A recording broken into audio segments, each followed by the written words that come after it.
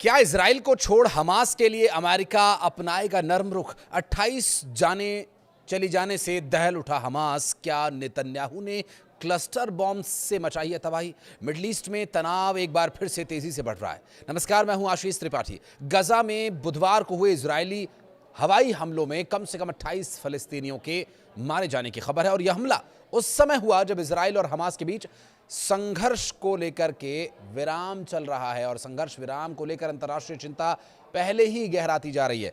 Israeli सेना का कहना यह है कि दक्षिणी गजा के खान यूनिस में इलाके में उसके सैनिकों पर कुछ हथियारबंद लोगों ने गोली चलाई।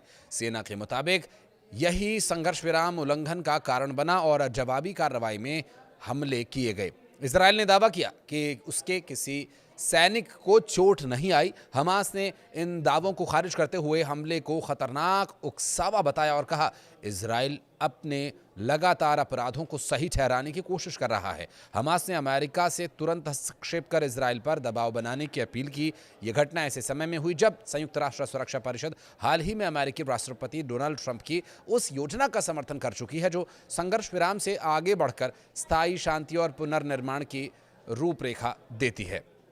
इसी बीच एक अलग मोर्चे पर इजराइल ने लेबनान में भी हवाई हमले किए। इजराइल का कहना है कि उसने हिजबुल्लाह के हथियार भंडार स्थलों को निशाना बनाया।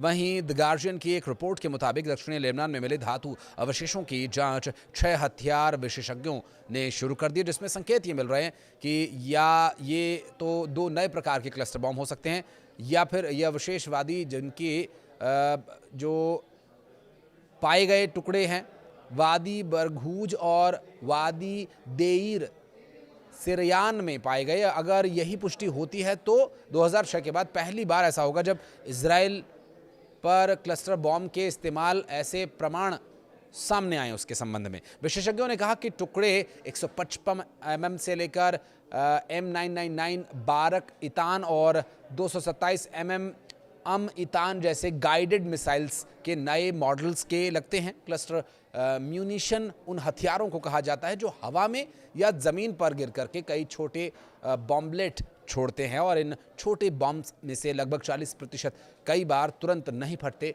जिससे वर्षों तक आम नागरिकों को खतरा बना रहता है। 124 देश इन हथियारों पर प्रतिबंध लगाने वाली अंतर्राष्ट्रीय संधि से जुड़े हुए हैं। हालांकि इजराइल इसका हिस्सा नहीं है।